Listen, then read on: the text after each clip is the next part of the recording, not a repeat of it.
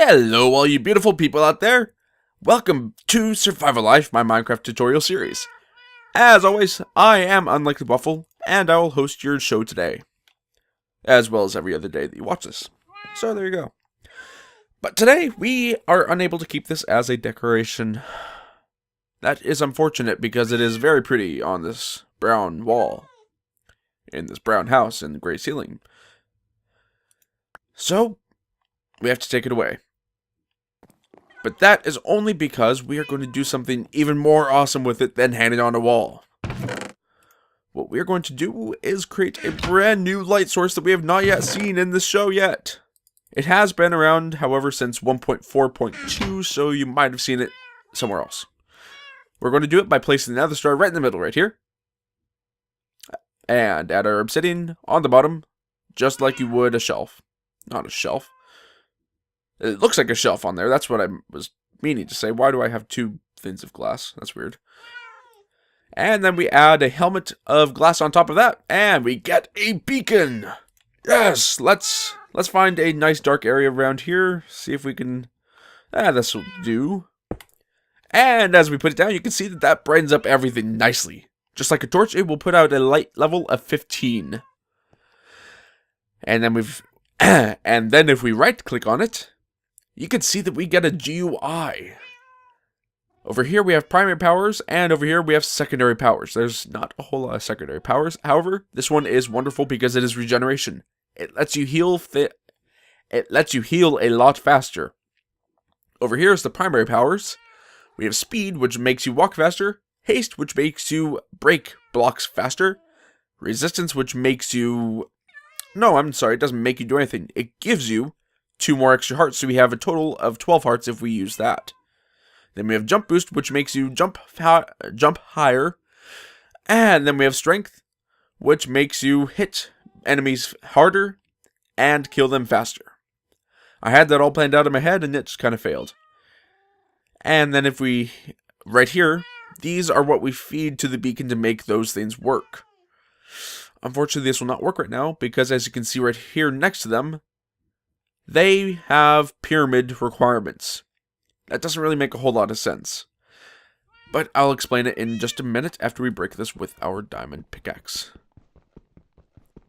I'm not sure if you can break it with a lesser pickaxe, but diamond definitely works. I am sorry for stumbling all over my words today. Let's hope this works alright. That the mobs don't bother us. But first off, we are going to place down a block of iron 3x3. This will work with diamond, iron, gold, or even emerald if you have enough villagers to give you those emeralds. If you don't, then iron's fine. It's usually the easiest resource to come by. Diamonds are a little bit expensive, and gold is a little bit rare, so... Iron for me at least, iron is the easiest one to come by. And because we have an access to the sky, we get a huge beam coming out of it that swirls around and looks awesome. That is because it is on the first level of pyramid, which is a 3x3 square. And now we can see that these 2 blocks are opened up. We now have the ability to choose speed and haste. Or not both at the same time, you have to choose one or the other. So I think for now we'll choose speed. And then we come over here, and because we have emerald... Ah, crud, I knew he was going to come. Ah, stupid zombie. There we go. I forgot what I was saying. To make it work, you need to choose one of those, and then feed it one of these items. Either an emerald, diamond, gold, or ingot of iron. I don't know, I'm doing this at night, so we'll put 1 iron ingot in there, hit done, and now we get a speed boost. There we go. I was wondering what was taking so long. You can see that it brings it up to 8 seconds of speed, and then it randomly just regenerates it. I think after 3 seconds, yep. After 3 seconds, it regenerates our speed boost. So now we walk much faster. It's as if we have drinking a... What is that? Swiftness potion. Thank you. I don't know who I said thank you to. Maybe Timmy the ghost over here in the corner of my room. Go away, Timmy. Anyways, on this level 1 tier, which is a 3x3 block area, that will give you this effect for up to 20 blocks away and downwards. However, it will give you the effect for up to the build limit, which is 256 blocks. So, infinitely upwards, but 20 blocks in each direction, including downwards otherwise. If you make it larger, then it increases, and I'll explain that in a little bit. If you wanted to choose another power like haste, then, of course, you would have to feed it another piece of mineral. And hit done again, and then it'll choose haste instead of speed, and the speed will count down. And now we can break blocks a lot faster, as you can see there. But as soon as you break the pyramid, then it will stop working. Luckily, it remembers what it had before, so as soon as we repair the pyramid, then it will come back with the last chosen effect. I do apologize for that. I had to make it night real quick because mobs kept trying to attack me, and there you can see one of them is now burning to death. Ha ha ha! Die, Skelly! Sorry, that was a little bit crazy. Anyways, the way that you make these blocks of diamond, gold, emerald, or iron, I might have shown you this before, but it doesn't hurt to go over it again, is you just place a 3x3 square in your crafting table just like that, and there's your block of iron. As I said before, you can make larger pyramids and give yourself better boosts. So where is... Oh yeah, put it in my ingots there. For the largest pyramid, which is a 3x3 on top of a 5x5, on top of a 7x7, on top of a 9x9, you need 164 blocks, which is 2 stacks plus, I believe, 36? Yeah, I think 2 stacks plus 36 blocks of iron, so we're okay with that. So, like I said, we need to build a 9x9 square out of this. And then on top of that, we get... That's 1, 2, 3, 4, 5, 6, 7, 8, 9. And then on top of that, you would put a 7x7. Just like that. And this is off a little bit. 1, 2, 3, 4, 5, 7 there. And 6 this way. Okay, so I need to add another layer this way then. But if we put the beacon on top of this, this is a valid enough pyramid right now. Then you can see that we are getting a level 2 effects now. I'd recommend not doing it with this. If you want level 2, just go for a 3x3 and a 5x5, because that's a bit cheaper. You don't want to waste 49 and 81 blocks just for level 2. No, yep, that's a little bit, why would you do that? But let's just repair this real quick, and then we'll add a 5x5 and a 3x3 on top of this, and I'll be right back with you, because that might take a little bit. And there we go. 6 blocks left over. Perfect. So now if we place our beacon on here, let's wait for it to warm up. There we go. And I don't remember if I said it before, but you definitely do need access to the sky if you want this beacon to work. If you place it inside doors, make sure every block above it is either air or transparent, such as glass. I'll get around to that in a second because glass is now special as of 1.8. But now you can see everything is lit up, including the level 5 secondary powers. So, actually, I'm just going to show you this right now. So if we wanted, we could have jump boost and resist regeneration on.